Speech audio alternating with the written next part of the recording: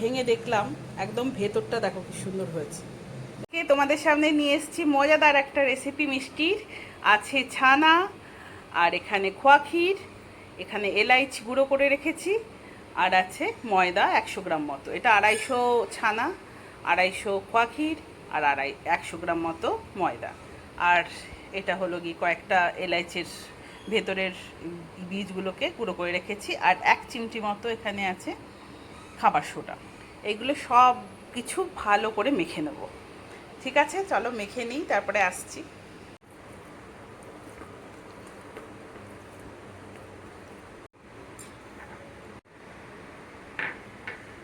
তোমাদের সুবিধার জন্য বলে দিই, ছানা আর খোয়াটা মাখার পর এরকম 3 ভাগে ভাগ করে নিয়েছি। তার আর ঠিক সেম এরকম ভাগেরই 1 ভাগ আমি ময়দা দিয়েছি। ওটা 100 গ্রাম মতো হবে, একটু কম বেশি হতে পারে, বেশি একটু দিলেও যদি লাগে তোমাদের দিতে পারো, কোনো অসুবিধা নেই তাতে। ঠিক আছে, এবার আমি ময়দাটাকে সুন্দরভাবে মেখে নেব। এবার আমি ময়দাটা দিয়ে খোয়া আর ছানার সঙ্গে ভালো করে মেখে নিলাম। এরপরে দিয়ে দেব সামান্য একটুখানি 1 চিমটি মতো খাবার সোডা দিয়ে আবার ভালো করে মেখে নেব। এখানে বলে রাখি, আজকে রেসিপিটা আমি পেয়েছি আমার এক বান্ধবী দীপুর কাছ থেকে। সে আমার ফেসবুক বন্ধুও। অসম্ভব সুন্দর মিষ্টি বানায় দীপু, দেখলেই মনে হয় একবার বানায়। আজকে তাই রেসিপিটা তোমাদের সঙ্গে শেয়ার করলাম। আমি এবার মিষ্টিগুলো গড়ে নিচ্ছি। তোমরা গোল লম্বা যেমন করে ইচ্ছা বানিয়ে নিয়ে ফেলতে পারো। সুন্দর করে বানিয়ে শেপ দিয়ে একটুখানি চাটনিটা বানিয়ে নেব। দেখো, চাটনির জন্য এরকম যে বাটিতে দেবে আর কি, আমি 2 বাটি চিনি আর 2 বাটি জল দেবো। এখানে 2 বাটি চিনি দিচ্ছি। সাদা চিনি দিয়ে করলে ভালো, ওই জন্য আমি এটা স্পেশালি সাদা চিনি দিয়েই করছি। 2 বাটি এরকম চিনি দিলাম, আর তার সঙ্গে আমি 2 বাটি জল দেব।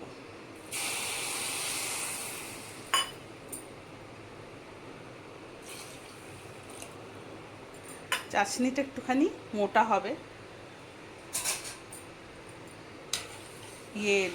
গোলাপ জামুন কিংবা তোমার ল্যাংচাই, এই ধরনের মিষ্টিগুলোর চাটনিগুলো একটুখানি মোটা হয়। এটা এখন হোক। এগুলো আমি পাকিয়ে নিয়েছি গোল গোল। এদিকে কড়াইয়ে আমি তেল দিয়েছি, সঙ্গে একটু ঘি দিয়েছি। তোমরা পুরো ঘিতেও ভাজতে পারো। এবার একটা একটা করে ছেড়ে দিচ্ছি, দেখি।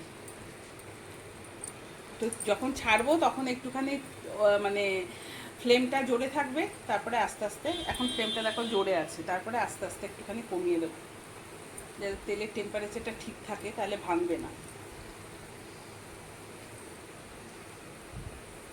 নাড়াও কড়াই সমেত, আমি কড়াই সমেত একটু নাড়াচ্ছি, এখনই ছাঁকনি লাগাচ্ছি না। এই যে সুন্দর গোলাপ জামুনগুলো ভাজা হয়ে গেছে। এবার আমি তুলে নেব, একটু ঠান্ডা করে শিরায় দেবো। ওইদিকে আমার শিরা তৈরি হচ্ছে। একদম ভালো করে ভেজে নিয়েছি। আর একটা আমি ভেঙে দেখলাম, একদম ভেতরটা দেখো কি সুন্দর হয়েছে, দেখেছো? পুরো এরকম ভেতর পর্যন্ত রস যাবে। ওইদিকে রসটা আমার তৈরি হচ্ছে। এবার এটাকে একটু ঠান্ডা করে আমি রসে দিয়ে দেবো। রসটা আমার বেঁধে গেছে, এরকমই হবে রসটা, চিনিটা গলে গেলেই। আর একটু এটাকে ঠান্ডা করে নিচ্ছি, তারপরে আমি গোলাপ জামুনগুলো ছেড়ে দেবো। যেগুলো ঠান্ডা হয়ে গেছে একটু, সেগুলো আমি এবার রসে ছেড়ে দিচ্ছি। এটা ফাটিয়েছিলাম।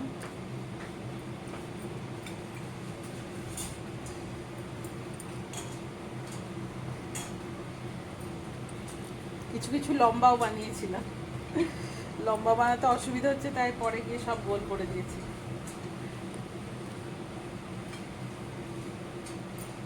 ছেড়ে দিয়ে কিছুক্ষণ রাখবো, ব্যাস। দেখো সম্পূর্ণ রসে ভিজে গেছে। আমি অনেকক্ষণ রেখেছিলাম। একটা তোমাদের কেটে দেখাই। এই দেখো, ভেতর পর্যন্ত রস ঢুকে গেছে। এই দেখো কি সুন্দর ভেতর পর্যন্ত রস ঢুকে গেছে, আর নরম তুলতুলে হয়েছে, দারুণ হয়েছে খেতে। খেয়ে দেখি, বাহ, কেমন হয়েছে গো? ভালো।